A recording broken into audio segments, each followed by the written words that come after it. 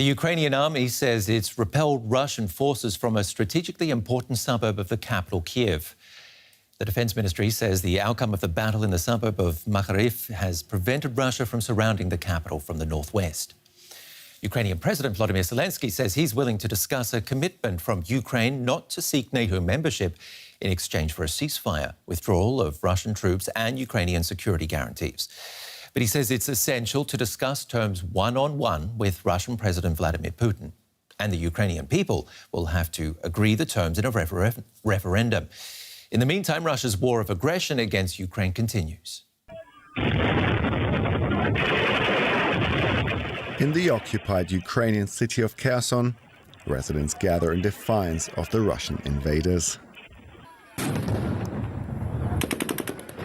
The response, stun grenades and gunfire, causing the crowd to scatter. Ukraine's President Volodymyr Zelensky condemned the incident in a speech to the nation. These slaves sent by Russia have never seen so many free people in the squares and streets. They have never seen thousands of people who are not afraid of them, of slaves with weapons in their hands. Slaves perceive freedom as savagery, as danger. They are scared. Russia's military is not only attacking civilians in areas it occupies, it's also attacking civilian targets in areas it's not.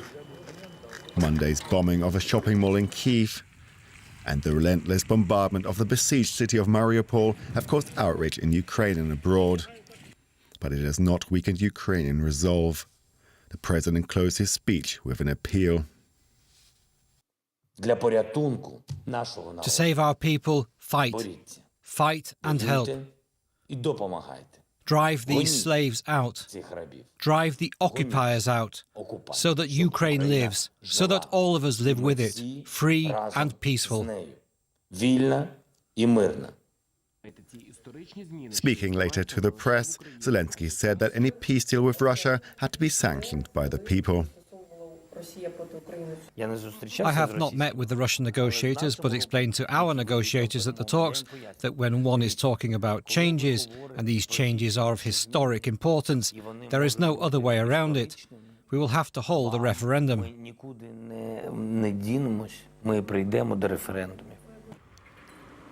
Having suffered through war, Ukrainians are to have a say on the peace that follows, when and if it can be achieved. Our correspondent Fanny Fachai is in Lviv in the west of the country. President Zelensky said he's willing to give up NATO aspirations in return for peace. Could that spark progress towards some sort of deal? Yeah, that's the big multi-million-dollar question, to say so, because there have been negotiations ongoing, actually starting on February 28th, so 4 days after this war started, after it began. There have been several negotiations about just how to, if not stop the war, but at least slow it down. That did not happen. Now, already last week, actually, both Russia and Ukraine signaled that at least it seems that there is some sort of progress to agree on a formula, to say so, about a possible neutrality of Ukraine. But you can hear in my wording also that so many eventualities, and unfortunately so far nothing came out of it. So now President Zelensky repeating the very same, to say, all right, we are ready to discuss that neutrality by saying we are not going to join the NATO if, and obviously that comes with the condition of that Russia needs to also guarantee the security of Ukraine by withdrawing from this country, which clearly is not something that we see is in the playbook of Russia right now. So yeah, this announcement was made again by President Zelensky yesterday, but the outcome of it is completely unclear, because for now at least we did not have any direct reaction just yet from Russia. And what about direct talks? What's the likelihood of these two leaders, their countries entrenched in war, meeting face to face?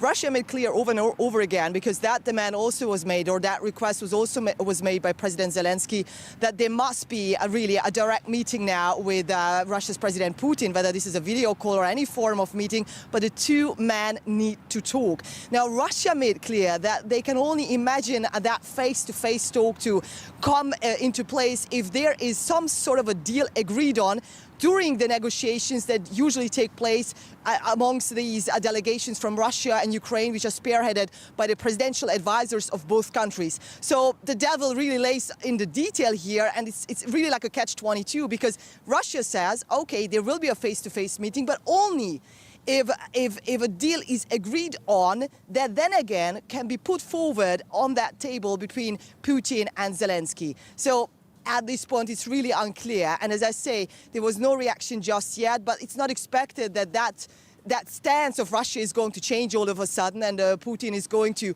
say, yes, I'm going to meet President Zelensky also, because observers say if he did that at this point into the war, that would almost look like a concession from the Russian side. So this is more likely, according to observers, to be taken to take place if more territorial gains are made by Russia here in Ukraine. What about Russia's tactics in this war? You've told us time and again about the psychological aspect of this invasion, and every day we hear about civilian buildings coming under attack. Exactly. 4 weeks into this war, a lot of operations that Russia calls a military operation of this full-scale invasion have stalled, actually. They couldn't really capture any major city during the 4 weeks, but of course, unfortunately, certain towns like Mariupol are reduced to rubble. And also yesterday, just yesterday, a shopping center, or rather Sunday evening, was destroyed in Kyiv, and residential neighborhoods also in many parts of Ukraine, including Kyiv, including Kherson, including other parts, which clearly tells you maybe that the entire strategy to take over Ukraine is stalling, because it didn't happen overnight, what a lot of people expected from Russia, because they were having so many troops across every part, to the north, to the south, and the eastern region of Ukraine. But it does mean, unfortunately, that this war is not going to become more brutal. In fact, the Ukrainian military made clear also yesterday that the citizens here need to brace for a more intense shelling of their neighborhoods. So clearly this is not something that you would want to hear, hoping that there is going to be any way out of this war, at least a stop to it, so people can be evacuated from especially intensely, heavily shelled parts of Ukraine like Mariupol. Fanny Fachar, thank you very much for the analysis, and stay safe. Kyiv is also under bombardment. It's just 50 kilometres from the Russian border in the east. The relentless attacks have seen a large number of the city's 1.5 million residents flee. Those who've stayed behind face a daily struggle for survival. Above ground, Kyiv is a ghost town. Weeks of relentless shelling by Russia has laid waste to residential areas, hospitals and schools. Daily bombings bring with it new casualties. And it's forced those who have remained in Ukraine's second-largest city to retreat underground. We have been here since the 24th of February. Near our house, the school was on fire. Tanks were on fire. That's why we decided not to go back there. It is cold here. The children are getting sick. They get eye infections. They suffer from the cold. They cough, as you can hear. Food in Kyiv is running out. People queue for hours to get aid. Some of those choosing to remain are channeling their efforts into clearing debris and securing what's left of their city. Honestly speaking, I don't see much sense in leaving the city. Joining the Territorial Defence Force, I don't have any military experience, but I can help the city with my labour. Why not? No, I'm not planning to leave. We'll stay here till the end. Kyiv has managed this long to defy the Russian forces attempting to crush it. It's hoping it can hold out long enough to survive this war. Here's a look at some other developments in the war. US President Joe Biden is urging American companies to protect themselves against potential cyber attacks from Russia. He also repeated US warnings that Moscow is planning to use chemical weapons against Ukraine. Biden has called President Vladimir Putin a war criminal. A predominantly Ukrainian school in Chicago has welcomed 8 new students who've fled the war. Teachers organised a vigil to remember those who've died and in the hope for an end to the invasion. The school says it's preparing to welcome another 50 Ukrainian refugees. And dozens of Ukrainian orphans on their way to the UK are stuck in Poland because of missing paperwork. British authorities say they're working to accept the children who've been waiting to travel for 2 weeks. The government has come under criticism for its slow or lack of response to refugees fleeing the war. The United Nations says 10 million people have fled their homes in Ukraine since Russia's invasion began almost a month ago. The majority are internally displaced. Over 3 million have fled the country in what's become the biggest refugee crisis in modern European history. Getting out while she still can. Ukrainians have been jam-packing train stations in the western city of Lviv, close to the Polish border. And they're the lucky ones, not stuck in besieged cities further east. Refugees have headed to every country that borders Ukraine. Some have gone to Belarus and Russia, but the vast majority have headed south and west. Moldova, Romania, Hungary, Slovakia, and above all to Poland, which has taken in about 2 million people so far. But while people continue to arrive in Poland, earlier arrivals are trying to get on with their lives. Some are students now attending Polish high school. I think I studied in Poland after finishing a Ukrainian school, but this is so stressful to leave your country in this moment like this. People in Moldova, one of the poorest countries in Europe, have welcomed hundreds of thousands of Ukrainians. To see people in tears when they get a hot meal, seeing them so overwhelmed by our care, makes us feel useful and happy at the same time. Indeed, many countries like Hungary that have resisted or refused to take in refugees from Syria, Africa, and Afghanistan are opening their borders for Ukrainians. The UK is another country that's been stridently anti-immigration in recent years. The government had been heavily criticized for its handling of Ukraine's refugee crisis, only opening its doors to a fraction of applicants. But now Britain is allowing private families and charities to host Ukrainian nationals.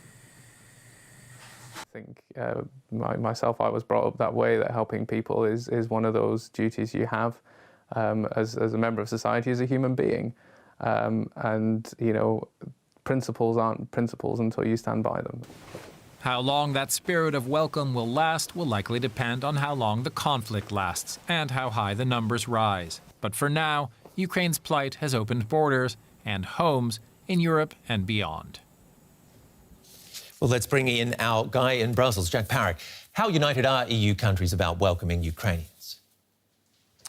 Well, at the moment, there's obviously just been this huge influx of people. We know that at least 2 million people have gone into Poland.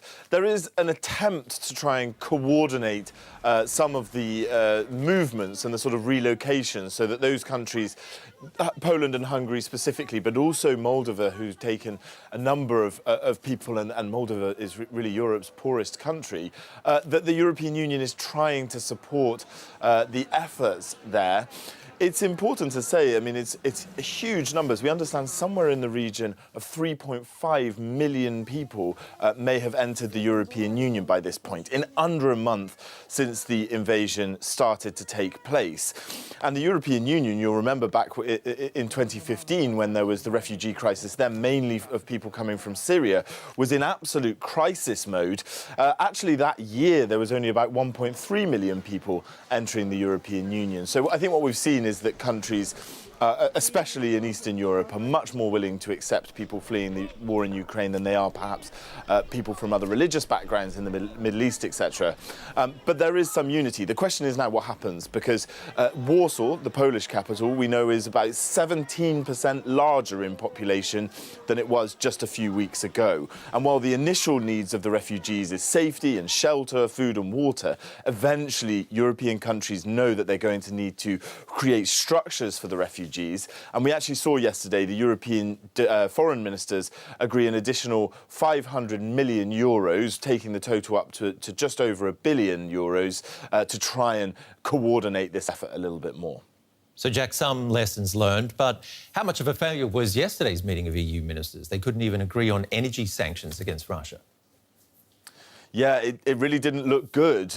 There was talk before that perhaps there were going to be some sanctions on Russian oil. It was seen quite clearly that specifically the Germans, the Hungarians very solidly came out and said that they would not be accepting any sanctions to be put on the Russian gas sector. We understood that Bulgaria, which is almost entirely reliant on Russian gas, was going to ask for an opt-out if that were the case. And so what we saw instead is that really there was no suggestion that this fifth round of sanctions that they were talking about is going to be starting to be put in place by the end of this week when there are these big summits. So I think, they tried to paint it that they've put a lot of sanctions on already, but there is clearly now some real divisions about sanctioning the energy sector in the European Union. And really briefly, this isn't going to sit well with the US president who's on his way for those summits in Brussels.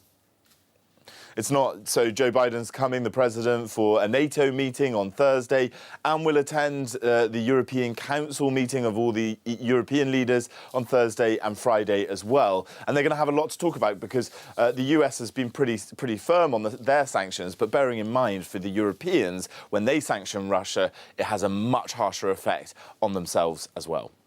Jack Parrick in Brussels. Thank you. A Ukrainian man who survived the Holocaust has been killed by Russian shelling in Kyiv. 96-year-old Boris Romanchenko lived through Nazi imprisonment and forced labour in several concentration camps, including Buchenwald. After the Second World War, he returned home to Kyiv, where he became a prominent peace activist and campaigner. He was killed when his apartment block was hit by a Russian shell on Friday. We spoke to the director of Germany's Buchenwald Foundation, Jens Wagner, who personally knew Boris Romanchenko. I was really shocked. Boris Romanchenko frequently came to the Buchenwald Memorial to join our ceremonies on the anniversary of the liberation of the camp, for example. He frequently spoke during these events. He had become a friend to all of us in the memorial, and we remember him as very engaged in struggling against fascism, for the memory of the camps and for peace. And actually, the oath of Buchenwald was his life motto. And this oath from 1945 was to build a world of peace and freedom. I've spoken and written with a lot of Holocaust survivors, but also with political survivors from the Nazi concentration camps. And all these survivors I've spoken with are shocked, really shocked. For the whole life, they had been fighting for peace and for memory. And now we have a new war in the mid of Europe. Speculation continues to grow that Belarus will commit troops to Russia's war against Ukraine. The country has already allowed Moscow to use it as a military base and placed its weapons there. The Belarusian leader Alexander Lukashenko had said the country would not get involved in any military action. He may, though, have no choice. Two leaders demonstrating how close they have become. Russia's Vladimir Putin usually keeps his guests at more than arm's length, but not this one. Belarus's Alexander Lukashenko has become essential to his military operation, even before he invaded Ukraine. At the beginning of February, the two countries held joint military exercises. The drills were a show of strength and more proof to the outside world that Belarus had become a Russian satellite. After Russia invaded Ukraine, Belarus even changed its constitution to reverse its non-nuclear status. That means all Russian weapons, including nuclear, are allowed on Belarusian soil. But Lukashenko has so far refused to commit his forces to aid Putin's war. We are not going to get involved in the operation that Russia is conducting in Ukraine. Most importantly, I'm telling you, as a military serviceman, there is no need for it. That surprised many. But there doesn't appear to be the appetite for Russia's war, even among former soldiers who've left Belarus and are now fighting with Ukrainian forces. At only 45,000 active members, the Belarusian army is tiny compared to Russia's. It appears, though, that Moscow needs reinforcements after losing an estimated 6,000 troops since its invasion of Ukraine. Russia is already using Belarus as a military base for its war. To have access to its army as well could help Moscow in its campaign against the Ukrainian capital Kyiv and the city of Lviv. Belarus may be resisting such a move, but if Putin decides he needs even more from his neighbour, Lukashenko will find it hard to say no. The war in Ukraine has increased concerns in Finland about the future of their security. The country shares a 1,300-kilometre border with Russia, and while relations with Moscow have been amicable in recent decades, the invasion of a sovereign nation is making many think again. Correspondent Terry Schultz is in Finland and sent us this report.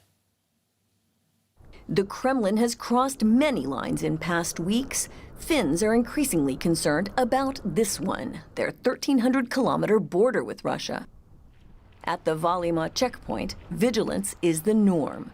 But Captain Jussi Pekkala says apart from a small number of people seeking refuge in Finland, there's been no other impact from the war yet.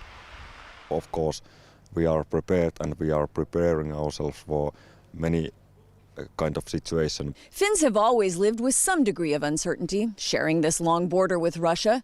But President Vladimir Putin's unprovoked attack on a sovereign neighbor has forced them to reassess. How far do the Kremlin's territorial ambitions go? Where do they stop?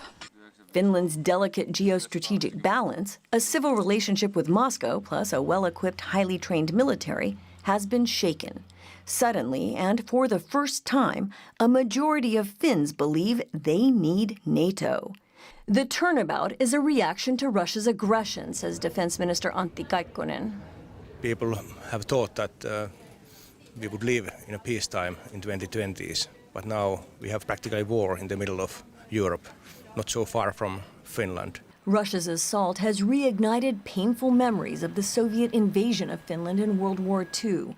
Just like its attack on Ukraine, back then Moscow said it was responding to provocation.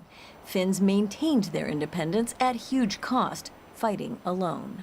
The experience led the country to become self-reliant for its national security, with each adult trained to play a specific role in any emergency, from natural disasters to weather events to war. Finns are not scared as such, but they are aware. Reservist training and public self-defense courses have seen a huge jump in enrollment. Last 2 weeks, 250. New members? Yes.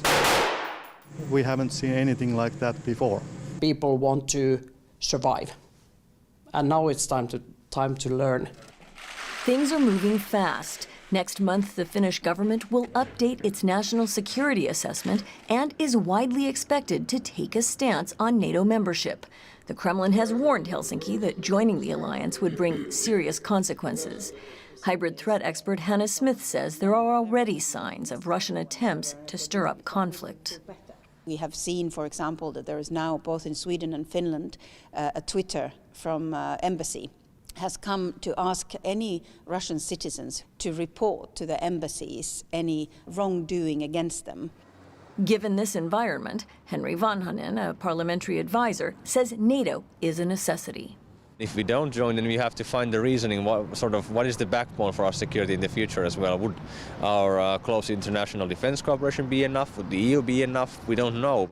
But knowing their own history and seeing Ukraine's bleak future, most Finns are now no longer willing to risk their own outside NATO.